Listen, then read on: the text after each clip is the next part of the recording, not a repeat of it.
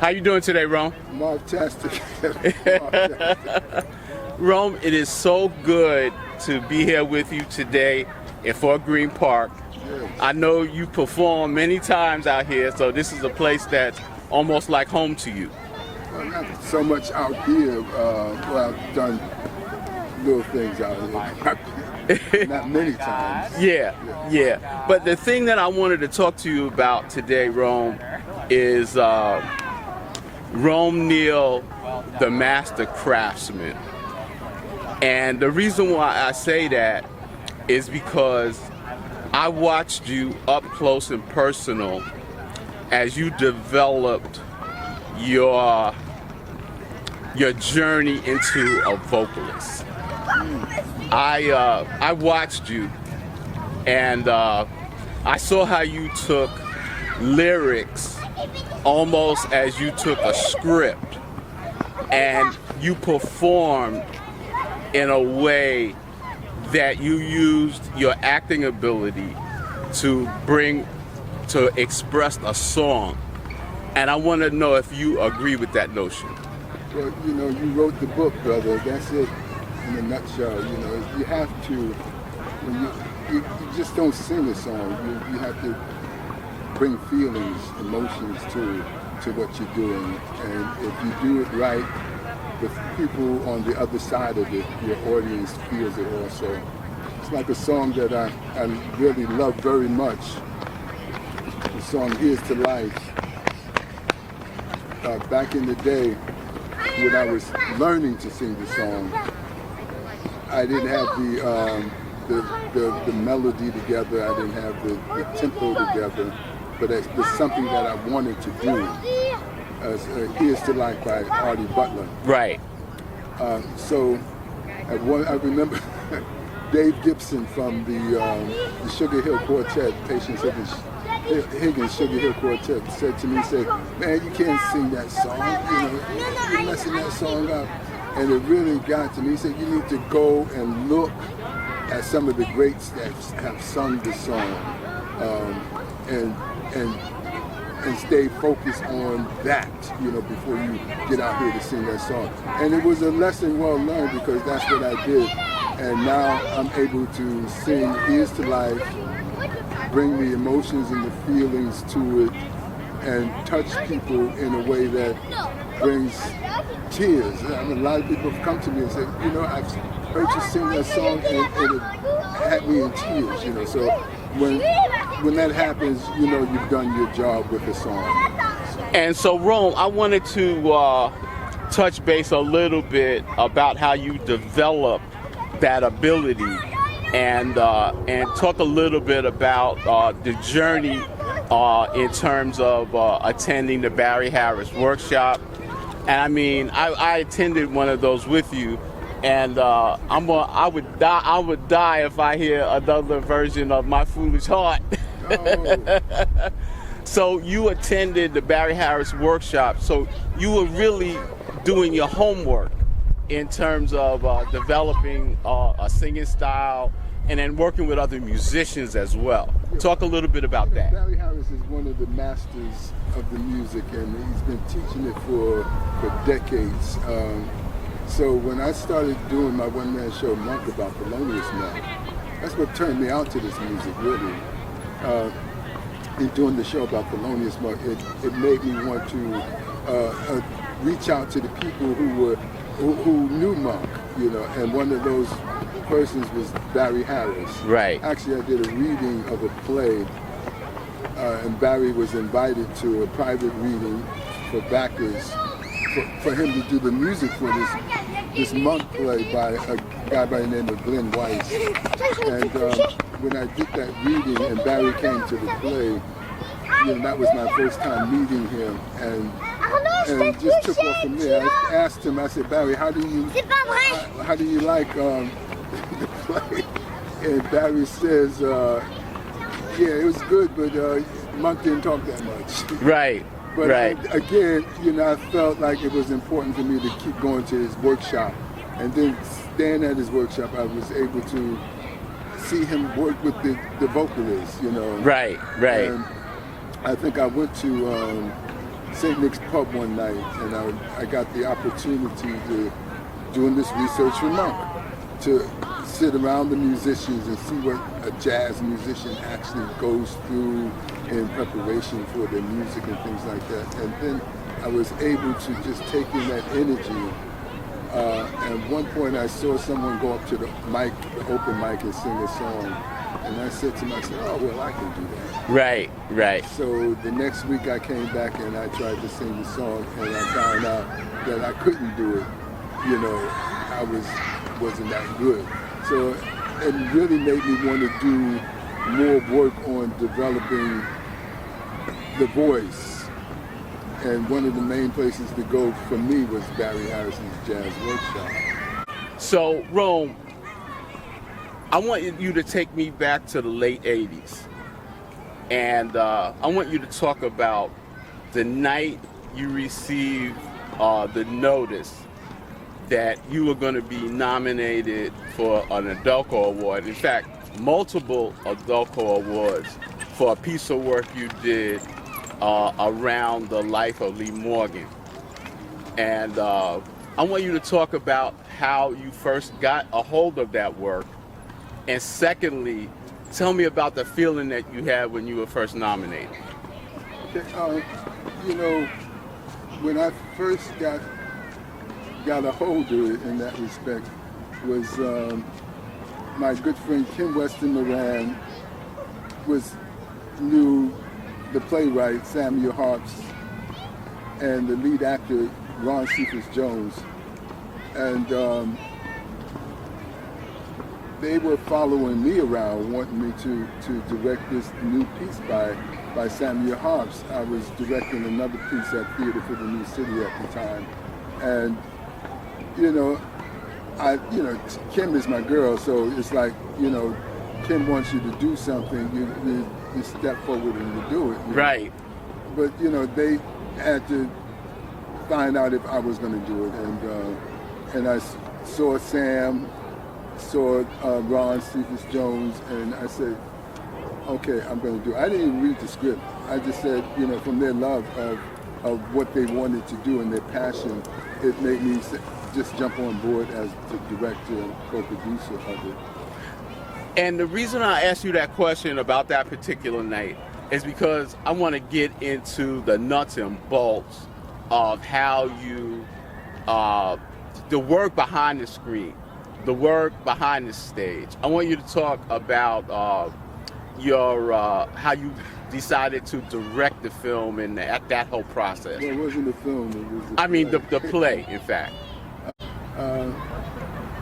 The work behind it was, it's a play about Lee Morgan, jazz trumpet player, who actually was murdered by his wife, Alina. That was in the 90s. Really. The 90s was when we did the play. Right. So when I did this play, Lee Morgan, I didn't know who he was. And I didn't know, I was unfamiliar with the jazz scene, but I was familiar with the New Weekend Poets Cafe and the spacing of it. So when we put the play together, it was like utilize this space and try to implement what the club Slugs was like at the time. And unbeknownst to us, I think at that time we didn't know that Slugs was actually two doors down the block. Where the club was. Exactly. So at that time we started rehearsing. We found out one element of Slugs was to have sawdust on the floor. So we went out there and found sawdust and put it on the floor every night. The house manager Julio was going crazy, because we had to clean that up after the show every night also. But it gave the ambience of the club, and that feeling of it. And then it was about casting the other actors to be in the play. A good friend of mine, the late William Williams, who played the club owner, and so many other wonderful actors who stepped on board to be a part of the show also. Another late actor, good friend of mine, Leland Bennett, he played Lee's piano player. But again, let's get to the nuts and bolts of it. The lead actor, who was played by none other than now the two-time Emmy Award winning Ron Cephas Jones. Exactly. Who was simply amazing and made the work seem so wonderful and so easy to do because of his fantastic acting at that time and taking in the part and doing a fantastic job of just giving and being committing himself to the production fully. So that was a wonderful experience within itself. And then it was about, again, New Recomposed Cafe is my home for the theatrical arts, so it was about developing the space to engulf the energy of this jazz club and the jazz musicians who were hanging out there at the time and taking in not only, which people say, they always tell me, the way you utilize that space, I utilize it because I know that space very well. Right. So it was like scenes that was within the audience, scenes up on the balcony, scenes at the bar, and bringing together a wonderful set that implemented this wonderful feeling of being at a jazz club. So all those elements pulled together just helped to make it what it was. That's why we were nominated for 7 Adolfo Awards and won all 7 of the awards. Lights, directing for myself, Kim Weston Moran, supporting actors, Ron Cephas Jones for lead actor, Samuel Harps for playwright, and production of the year also. Right. So now, sound design, Willie Carrier. Exactly. So that, to me, that illustrates Rome Neal as a master craftsman, because not only did you produce the play, direct the play, you were involved in the whole set design and creating that entire ambiance for that play. And that's one of the reasons why I wanted to Rome Neal using what he got to get what he needs, type of thing. That's what it was about, and the things that were available to me, I utilized them, and it's times I came to the space and just sat down and just looked, right, and just took it in and said, and sometimes you're not given that luxury when you're doing productions to be in a space and just live there to take in what you want to do with that space. It's like we did another production of Pepe Carrillo's Shango de Ima, which was nominated for 11 Adolfo Awards, right, and won all 11 awards. So Pepe de Carrillo, again, it was like being in the space and knowing how to move actors around and knowing what type of lights I want in there, because I wasn't supposed to be the light designer for that particular show. But Artie Reese, who was doing the light design, got a job and couldn't do the final design on the show, which I was given to him. Exactly. And I went ahead and did it myself. And it was being in the cafe one night, because it was like the show was going to open like the next day. Right. So it was like being in the cafe and actually hanging lights and focusing them, and Artie did help me with special technical lights like strobes and things like that he gave to me to utilize in the show. And I won the Adolfo Award, the prestigious Adolfo Award for light design and director of that production. Again, fantastic production that was nominated for 11 Adolfo Awards and won all 11 awards. At the Apollo Theater. At the Apollo Theater. You were there? I was there that night. You're always there. You know that. But Rome, I want to take you back to the time where you first realized that you had an artistic expression, and tell me how that manifests itself and what form it was. I think I was in college when I first started in artistic expression, as far as theater is concerned. Could be theater, it could be fashion. fashion, you see, that's where I go back to. You know, That's where I want to go back to. that was back in the day. You know, in the late 70s, in the 70s. Right. I was modeling. You know, a young model going modeling in shows, and then I ran into these two cats, Marcel Christian, our costume designer, who worked with me on Shango Deima and won a Adolfo Award, and Dexter Abernathy. They had this designing group called Black Opposite 2. Right. And I was really into what they were doing with design, you know, and as I was modeling, and I picked up wanting to be a designer of clothing, and I started designing my own line of clothing too. I call them Rome Fashion. Right. And I mean, this was during the time of polyester. So Exactly. Exactly. I had my my sewing machine, the factory sewing machine in the house, and I whip out these outfits, and it was a means of support for me at that time of while going to college too, because I would make these clothes and sell them, and I did a fashion show at the college over here downtown New York City Community College. Right. But now it's New York City Technical College. I did a fashion show, and it got it right up in the Daily News at that time too. And then was able to take my fashion to Africa and have fashion shows in Ghana and in Nigeria, and then that prompted me to go back and forth to Africa doing fashion shows, or in the 70s, and I think one of the shows was in Nigeria, Lagos, Nigeria, and I was hanging out with Fella and got his ladies to be my models in the Right. show, while his band was backing them up. You know? That's incredible, Rome. So it started with fashion, modeling into fashion. That's the artistic flair. During that process, I was really wondering who was God? What was the true religion? You know, Right, I was into right. religion.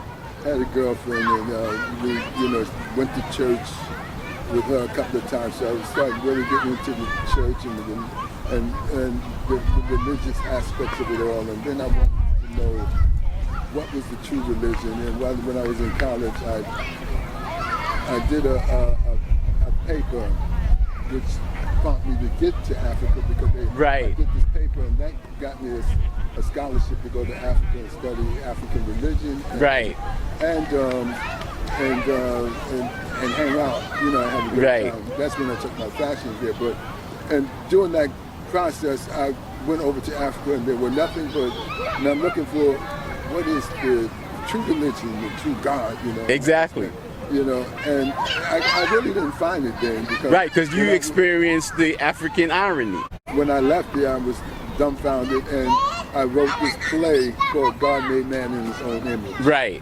And in that play, I was able to surmise that God is within oneself, and I brought that to the people in the play, who were the church that I was going to. Right. They were going crazy. They thought I was a madman, But that was the element of beginning the theater process. The theater process. Yeah. But now I can't let you leave fashion, because that kind of hits me where I live, because I spent my entire life, adult life, in the custom men's clothing business, and I kind of want to keep you there for just a moment, and I want you to talk a little bit about what the whole fashion experience was around you. What was going on fashion-wise in the culture around you at that time, where you had your sewing machine and you were putting together all of this fashion. What was the environment around you looking like at that time? It was the 70s. The 70s, it was, you had the disc, not so much the disco, but you had, it was a disco thing. Early days. Early days. But you had groups like the Delphonics and the Moments and Black Ivory and things, people like that. Those were the people that when I was working with the Black Opposite 2, Dexter and Marcellus, they were the people that were coming over to their place, and they were saying they were making clothes for these cats. So, and like I said, those were the polyester suits and things.